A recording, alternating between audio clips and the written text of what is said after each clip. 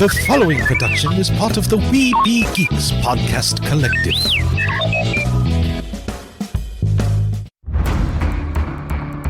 From days long ago, from uncharted regions of the universe, comes a legend. The dream that came through a million years, that lived on through all the tears. It came here, the Fandom Nexus. Fabulous secret powers were revealed to our host as he plugged in his microphone. I have a podcast! Here he is, your Spider-Pan, Jeremy.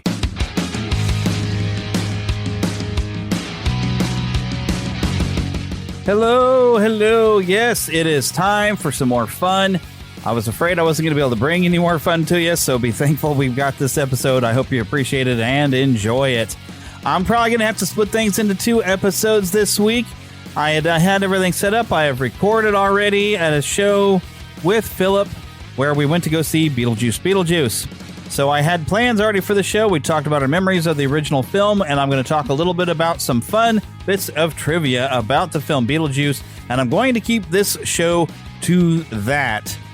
We do have some news of some things that happened, and I'm going to just deal with that maybe in a later episode. Maybe we'll do a second episode this week, or at least by next weekend, because we had to do a complete tribute episode with the passing of James Earl Jones and Peter Renaday, 2 of the great voices and actors.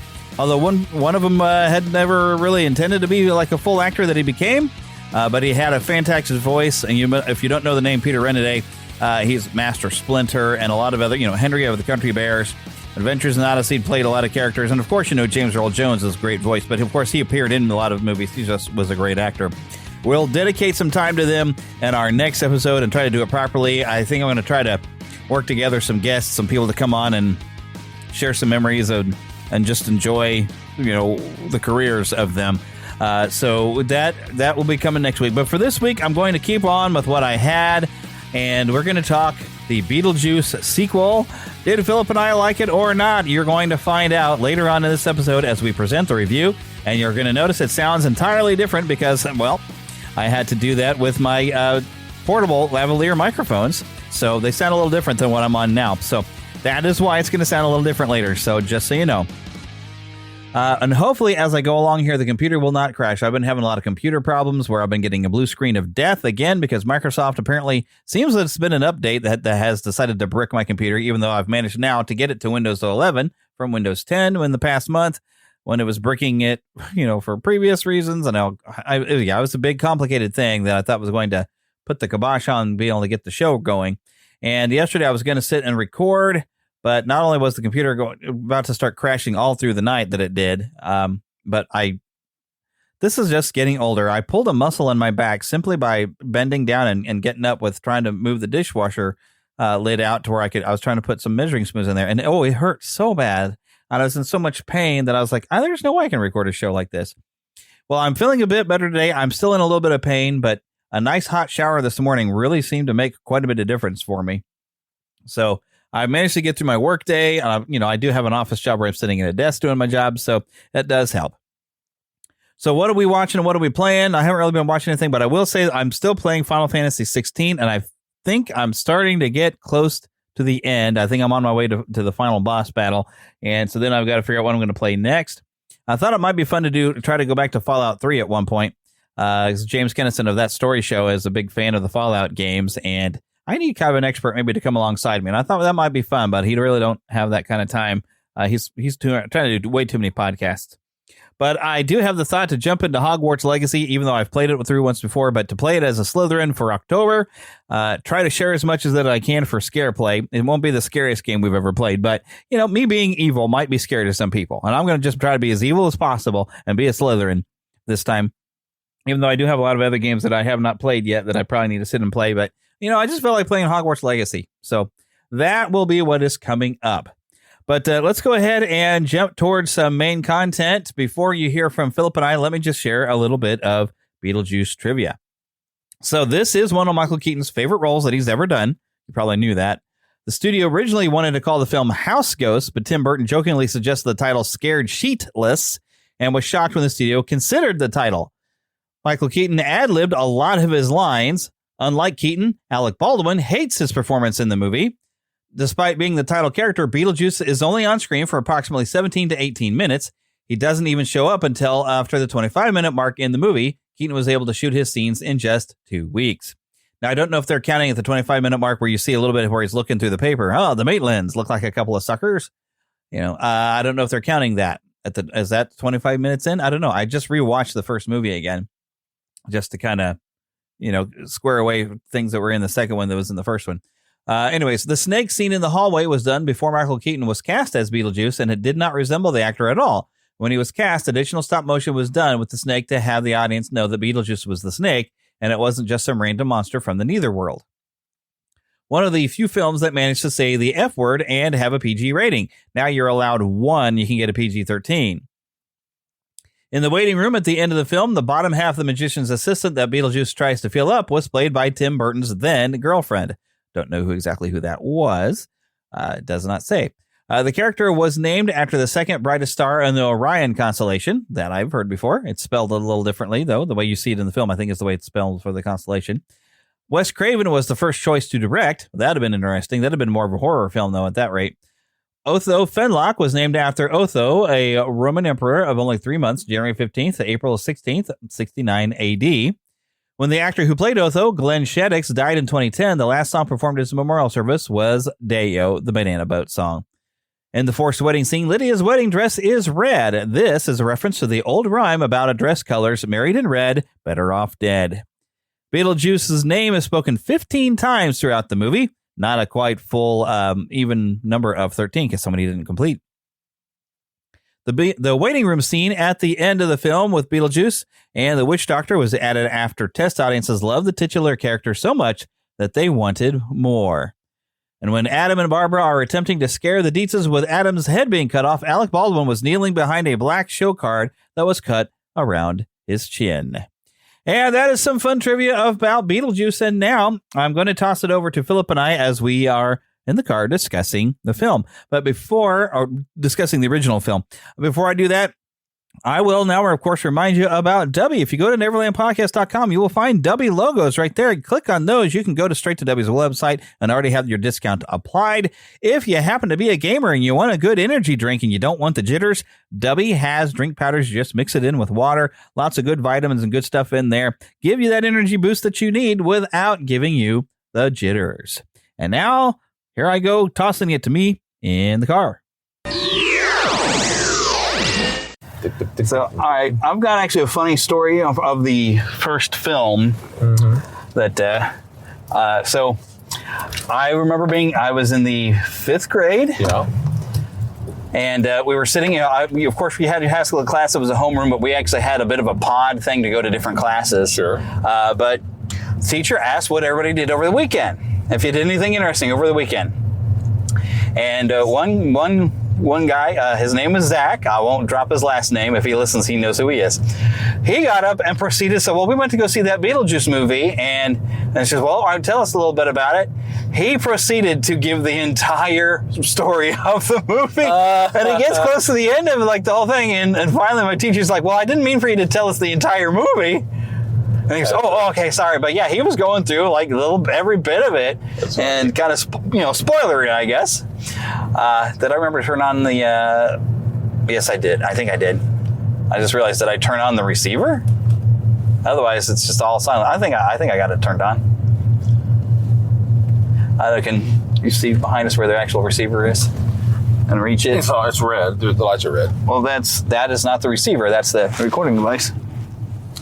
I'm going to just look to see when I'm talking. Is it showing up? Yes. Okay. I'm going to turn off all the other ends. There we go. Who's barking? Oh, hello, doggies. Oh, we're barking too. Okay. All get up. When I first heard, I seen the commercials, of course, and this is 1988, and I was just getting out of 6th grade, and my sister was moving into a new house, and we were helping her move.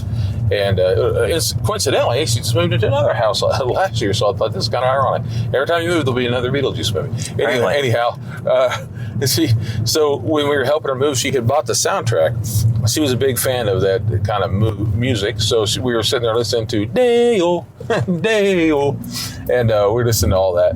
Anyhow, as we were moving all that, she was telling us about it. So my father took us to see it shortly after that.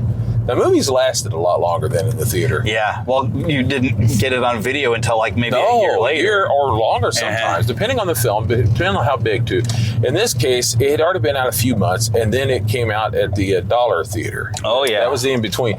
Basically, the Dollar Theater is kind of what you have when it goes to DVD now, or whatever. Right. And, or whatever you want to call it.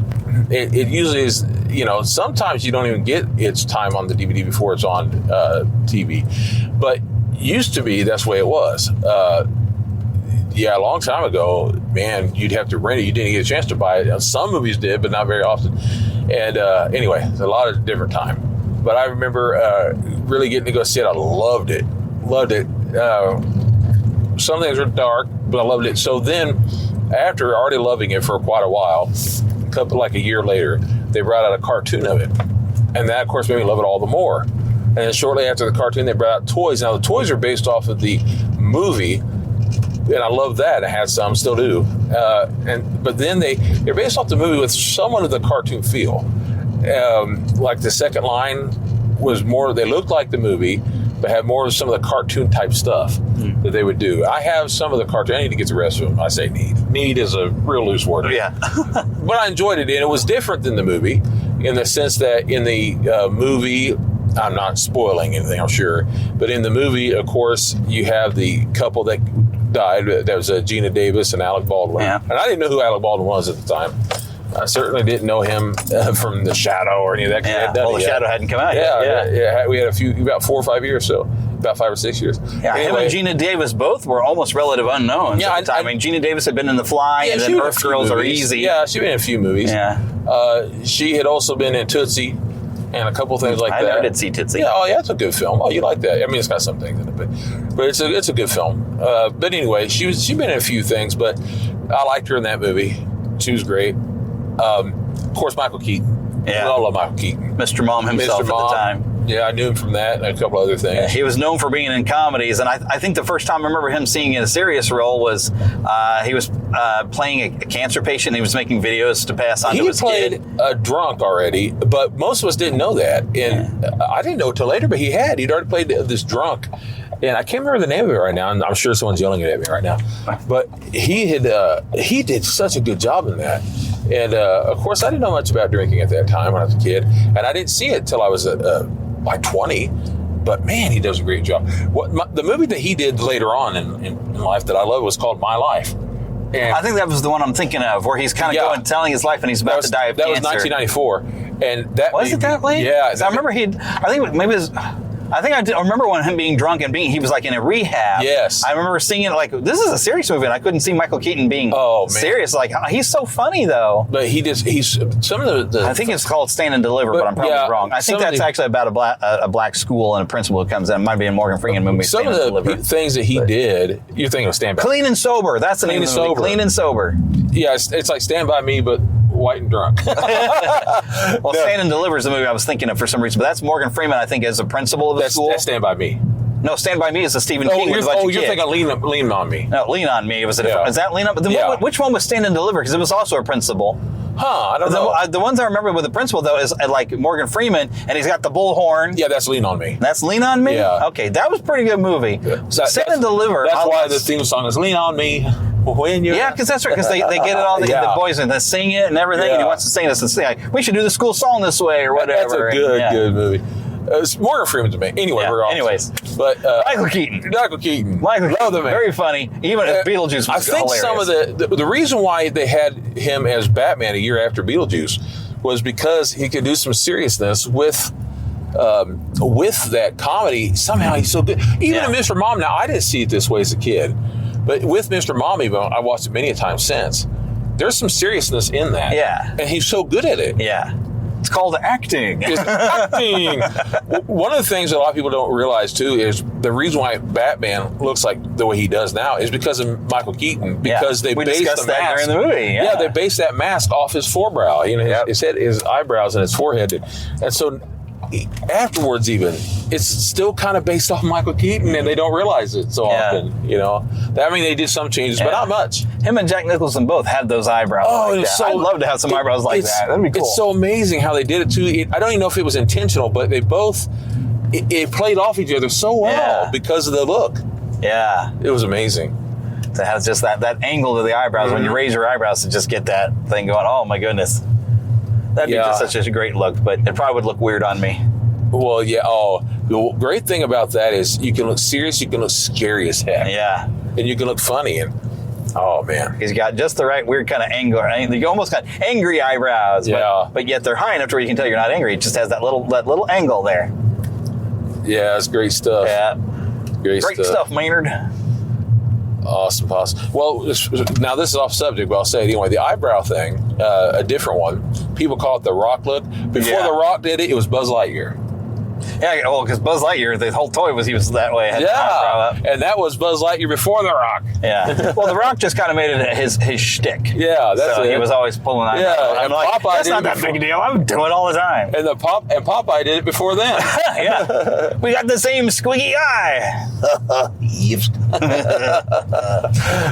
one of the things I almost half expecting you to get into a little bit, because one of the things I like about the song I Am That I Am, speaking of Popeye, is that he's going through it. It's like, I have a moral position here in this, and who am I to be able to stand up? I'm not a doctor, I'm a lawyer, but I am who I am, and I know what's right, and I am Popeye the Sailor Man, and I know what's right and true and moral, and I'll stand up because I am what I am. I love that song because it's I don't have to be some educated doctor, lawyer, or physicist, because I knows what matters. We're talking about the sermon I just got done preaching. I did a little bit of Popeye stuff too, but I was more or less going. I just had that thought when you mentioned Popeye. Yeah, well, I had to stick to the gun, which is the spirituals, spinach, which is the word. The spiritual spinach. Which was true. Mm-hmm. You want to know where I got that plush spinach?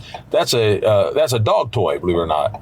Oh, really? Oh, I think you mentioned something about that. I had to get to the bottom of it and rip out the squeaky, and even worse than it was a little. Yeah, you showed me last week. Yeah, the squeaky part. And I had to pull out that little. I guess it's a piece of plastic wrapper, and they had it in there. That was driving me nuts. Like, I can't have that. Anyway, so I might keep this in just to say, by the way, we have another one. If you go look at Moment of Truth Bible Baptist Church, we have a podcast that has the sermons. We also, there's a YouTube channel that you can find that you can watch the entire service. If you happen to still be staying home, or you missed the church service, or you just want some extra church in your life, go check it out. We got video, we got audio podcasts of the sermons, and he's always got some fun stuff, crazy stuff going on in the sermons. Usually he's got like some fun things, because as we were talking last week, a spoonful of sugar helps the medicine go down, and he's always got a spoonful of sugar to go with that stuff to make it towards fun and give you something to remember it by. So, and today's was using Popeye to kind of get the point across here, because you gotta. Finishing strong. Doggone it, I got it all messed up. What? I was strong to the finish. Strong to the finish. There we go. Christ is my Which I instantly was thinking, even with Paul, of like, I'll run the race. That's right. Finishing strong. Yep, there we go. Well, originally I was going to do this one in a week or two, but what happened was I had something, I ordered it didn't come in time. I was like, all right, I'll do that one now. I already have those things. I have a shield that should be on its way. And I was like, I'm not going to order it and then not use it. Right. Because that's not happening. Just very well, maybe God's timing it out by having stuff that you wanted to use for just such a time. And probably the case. Yeah. And if you had something for Beetlejuice, it would have worked. There we go. See how I tied it right back over? There you go. Yeah. One thing. See what an evil castle does and stuff you shouldn't mess with and everything, man. There's your spiritual lesson from Beetlejuice. Don't mess with nasty things, because bad things can happen. Yeah, Beetlejuice. Yes. Be worried about anybody who says, I've seen The Exorcist 57 times and it keeps getting funnier every single time I see it. Not to mention you talking to a dead guy here. That's right. So, yeah. The one thing my dad was really good at this stuff when I was a kid. He'd say, I like that you like it for the comedy. He goes, just don't go get involved with spiritual things. He used to say to me. He was right. Comedies are good and everything, but the problem is, and here's the truth, some people do get involved with scary spiritual things and they think there's no harm in it. Now, I'm not saying there's any harm with Beetlejuice and all that, but sometimes people get just a smidge dark and they stay on the dark side. I'll just be honest, Tim Burton gets a bit dark for me sometimes. Yeah. I'm not saying that he will. Now, he did direct this one, didn't he? Yes, he did. Good. But he does get kind of a little dark.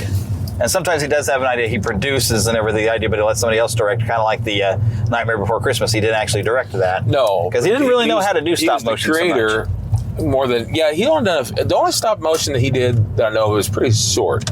Yeah. And I really love that one. The Frankenstein... It was, no, that's not the short. I mean, he did a live action of the Frankenweenie, and then they did the animation one later. He did a stop animation one with the kid. It was what was his name? It was, I can't think of his name right now. It was a young man. I think where he's like a fan Vincent, of it's Vincent or whatever. It's like it's an Edgar Allan Poe thing. Yeah, that's a good one. I like that. He-Man and the Masters of the Universe will be back right after these messages. And now back to He-Man and the Masters of the Universe. Want to see a movie? Yeah, any good? It was bad? I'm fuzzy on the whole good-bad thing. My eyeballs could have been sucked from their sockets. I like it a lot. The best movie ever made. A Fandom Nexus movie review.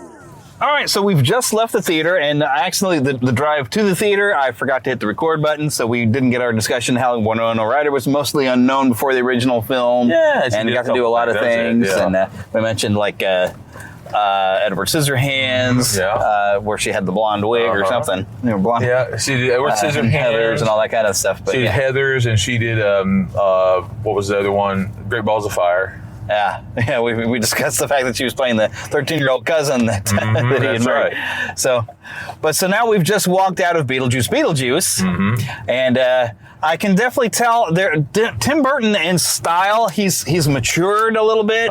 He's not as over the top in style, so it didn't have exactly the same weird look and feel of the other one, although it did have that over the top weird and goofiness. And I think even some of the writers, I recognize their names, I think might have written like the original one, and even I think worked on Batman with him, because like Alfred Gohl, Miles Miller. There were names that I'm familiar with from Tim Burton films that he's worked with before. Coming back, I want to be careful we don't spoil, because I don't want to spoil anything. The plot, they didn't really give you much of the plot in the trailers, and honestly, the plot wanders a little bit. There's like multiple things going on. You didn't get buckled in. There's multiple things going on that aren't really tied together, and you don't know exactly where they're going. And some stuff that I thought was going to be a big thing, or kind of like, okay, well, actually, this is events that is happening. But every plot is like, there's like different things that are coming together that are, it's just fun, but it's not as cohesive as the original film was for having like one major plot line.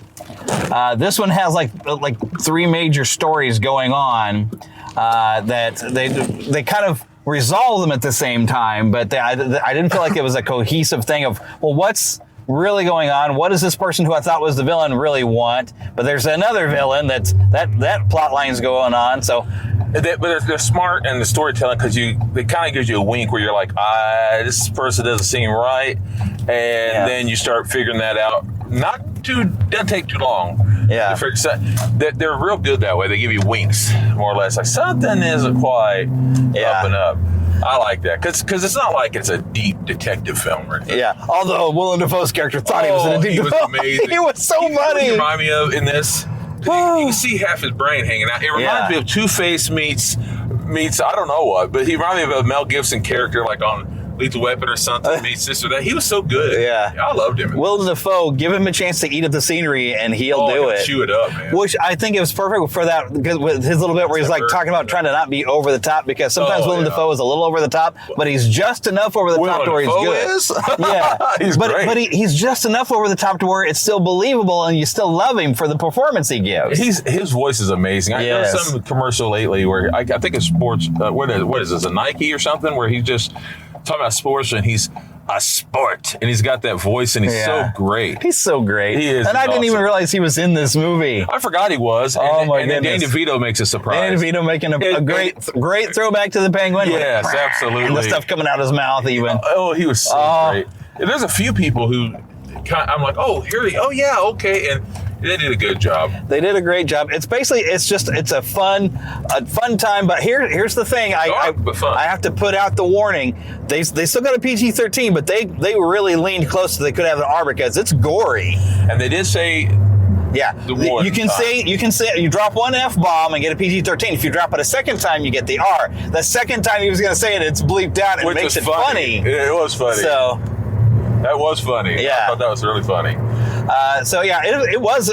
It's a slow pickup and has some you all kind of laughing at that, but then by the time you get to the end, it is a laugh riot. It was really hilarious, maybe even funnier than the first one. Yeah, of course, I'll always like the first one best, but I waited a long time for this. Yes, so I was very happy. We waited a long time for follow-up on this. I was very happy with it. But yeah, I was happy. I had a lot of fun with it. I was laughing and stuff, and a lot of even good punny kind of jokes. Yes, they but did. I do want to warn you, because you get to see how everybody died when they're a ghost, and some of them it's just like it's a little bit too gross. It's a little horror movie, and there's a little extra splatter going on with one particular character.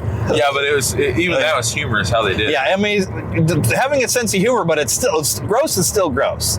The makeup effects are a lot more high tech than what they had back in '87. Yeah. So stuff looks more realistic. So if they want to have, this person's constantly going to be spewing blood out, then because they had to make it in '87 when it came out in '88, and that's the thing about the film was like. Now, back then you did a lot of stop animation. Yeah. So they still did some. They did some stop animation. They did some in computer where it looks almost stop animation. Yeah. And I thought that was great. But yeah, they did one part, and I won't give anything away, but they did it in a stop animation style, and that was amazing. I was so happy. It was a good way to do it because there's a certain actor that was not going to make an appearance, but they wanted to have his character. Yeah. So I appreciate how they did it. Yeah, they did what they had to do, and I thought that was really good. Yeah. So it was nice to be able to have the character acknowledged, and do more than just like, he's already dead off screen. You get more of that character. Yeah. As we go through, but I don't want to say any more because I don't want to ruin anything. Yeah, they did a good job. And it's great. Oh, goodness. Can I tell you how much Catherine O'Hara is she's so funny. I just love her. She's just a delight. She's hilarious. Her voice is amazing. Yes. There's something about her voice. She's in a lot of movies I love that Christopher Guest. Yes. And so a few things she said in this movie, I don't know if any of you who are listening are Christopher Guest fans. Like, some of his movies are amazing. Yeah. Great director. By the way, they're doing another Spinal Tap film. Oh, they've been talking about that for such a long time. It's finally going to happen. Yeah, but because the reason I said third is because there is an anniversary thing. Yeah, which I have. Anyway, in this part, she was saying a few words that sound like some of her roles in the Christopher Guest thing. Some of the words she said. It's so great. I was like, hey, I love her. But it's just funny watching her get completely into the Delia Deetz character again. It's like you can see it. And Winona Ryder getting right back into that Lydia Deetz kind of monotone. I am utterly. The girl who played her daughter. Jenny Ortega, which she's been playing Wednesday Addams for Netflix, which I haven't watched. That's right. I haven't watched it either. Mainly because I was like, that might be fun, but I like all of the Addams Family. I'm not particular towards Wednesday, so I wasn't really that interested. Plus, seeing the bit where she unleashes piranhas into the swimming pool, I was like, that doesn't get you sent to boarding school. That gets you arrested. That's attempted murder. And it's when the Addams Family in those movies, when they would do it to each other, it was no biggie. But if you do it to an outside person, that's when you're going to get in trouble with the outside. So that didn't make sense to me. I was like, something's just not sitting. Even though I think the casting was great. But so I've never watched her in anything until this. And I think she was great. Yeah, she did a really good job. She did a good job. Really, everybody did. Yeah, great casting in this. Michael Keaton still's got it, boy. Still got it. Oh. We went to a theater. And I guess I didn't realize what tickets I bought. They were expensive. Yeah. I was thinking, man, why is it costing so much? Because a week ago I bought a movie and it was $20 for two people. This time it's $40. I'm like, what in the world? So, but I went ahead and got it because I wanted to see it. So I go to see it, and suddenly I realize it's the kind of screen. It's like whatever they call it, Max or X or whatever. Yeah, they call it a name, but basically they're using the IMAX print without an IMAX screen, so it's casting it onto the walls. And then it goes to the sidewalls too, not on the whole movie, but on certain parts. Yeah, certain scenes when they want it to be. When you're going with the IMAX camera. So when you're going into the film, it's just like the first one, the music and your model and all that, or whatever you want to call it, the town. And so you feel like, because of the size of the screen and all that we were watching, it felt like we were really going into it. Yeah, it was really cool. It was nice to have that level of immersion, but it doesn't quite fit proportionally with projection on the wall, so it doesn't work as well. But they'll charge you twice as much to sit in it. But now, the first time I did that, I was seeing Aquaman as a first time. That's the second one. Yeah. But the first time I did it, I was this was a long time ago. I was with someone else. It was on my birthday. I was seeing that. What was it called? I don't know. It was Deep Blue something. Anyway, it was about a big shark. Oh, Deep Blue Sea. Something. Well, was that on an actual IMAX? And or was it done? That was at that exact theater. Really? Yeah. I didn't know they were doing that back at the time with Deep Blue Sea. Saw that. It was pretty. Not Deep Blue Sea. It was Deep something. Anyway, it was a few years ago, and it was a big shark movie basically, and it was kind of the Megalodon thing. Yeah, that's what it was. But I felt like it was pretty neat because it looked like you were going under the water with those walls. It was pretty cool. And it was kind of nifty in Aquaman when they used it because it brought you into the storm when he was out on the boat in the storm, But with this movie here, it was pretty fun. Yeah. It was pretty fun. It was pretty fun. Well, yeah, definitely. I'm going to give it a recommendation, but I don't know about bringing your younger kids because, like I said, it is kind of gross and graphic, and this was almost a level of comedy horror big time. Yeah, which with some of the stuff they did. People suspect. Yeah, I mean, but more so than like the original. They pushed it a bit more than I think was necessary. But still, it was a lot of fun. It was hilarious. Had a great time with this movie. So yeah, 2 thumbs up for me. Go see it. Go see it. Go with your adult or older kids. Don't take your little kids thinking, oh, it's Beetlejuice. It'll be fun. They had a cartoon. It's like, okay, well, this isn't like the cartoons. No, not that. So heck, the cartoons weren't even like the original movie. No, they had to change it. So in order to get it on TV. Yeah. Plus, because it wouldn't have made sense because it seemed at the first one, he's stuck in there. His head's been shrunk. He's been swallowed by a sandworm, which, I can't really say that. But yep, and that's where I'm going to end this part of the show. Okay, and one thing I want to toss to y'all: keep in mind, watch the first Beetlejuice film, and keep a thought in your head that he pulls a ring finger out and takes a ring off and says, "Oh, she meant nothing to me." Remember that, and you'll get kind of a subtle bit of a joke that's in the second film that I talked with Philip about. I think after we're recording, I think I'd stopped. Well, I might have still been rolling, but I don't intend to put that in there. I don't want to spoil anything, but there is a joke there, so to keep that in mind. But at this point, we'd like to thank Podgagement, which of course is Daniel J. Lewis's company. He has a great service. If you happen to be a podcaster, you want to be able to see your reviews from all around the world and from all the different services. Podgagement, he's got methods for you. I've got links for you. He's doing some special offers and discounts, which I wish I remember off. He sent out an email. You can get to that link actually on the Neverland podcast website. I do have links for Podgagement. I get a little kickback if you go and do that, and I would appreciate it. And you will enjoy the service. Trust me. While you're at NeverlandPodcast.com, make sure you join the Neverlanders. We have Lost Boys and Pixies. Why do we have Pixies? Because girls are too clever and they don't get lost. We would like to thank Karen Kennedy, Ricky Pope of Christian Nerds Unite, and Darren Wilhite of the Wilhite and Wall Show for helping me out with the introduction. Don't forget you can email us at podcast@NeverlandPodcast.com. You can find us on Twitter or X at NeverlandPcast. We are on Facebook. There is a group and a like page. Go ahead and do both. But you'll have more fun with the group because I have an easier time posting things to the group. I don't have to log into a different account. So come in to join us on the group. We do have some fun. I share a lot of fun news, find a lot of fun retro things on Facebook that I share over there too, about some old movies, old TV shows, old toys, lots of different fun things going on in the Facebook group. So come on and join us.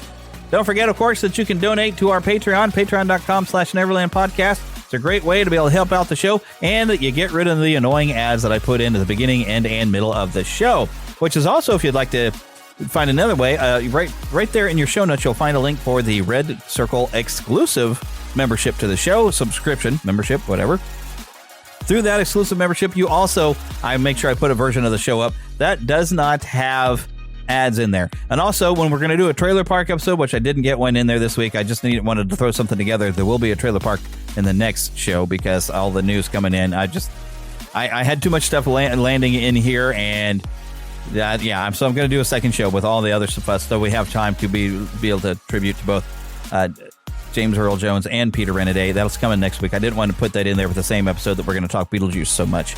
I wanted to make sure I gave them some proper time to tribute. So that will be next time. So make sure you do come back. There will be ads in that one unless you're in a Red Circle exclusive or Patreon. So keep that in mind before next week.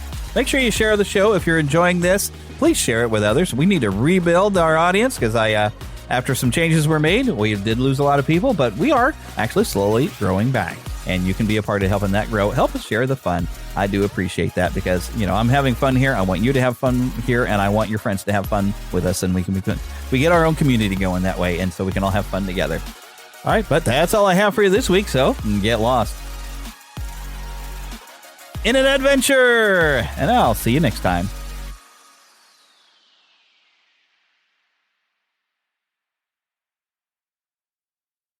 This is an ad from BetterHelp. As kids, we were always learning and growing, but at some point as adults, we tend to lose that sense of curiosity and excitement.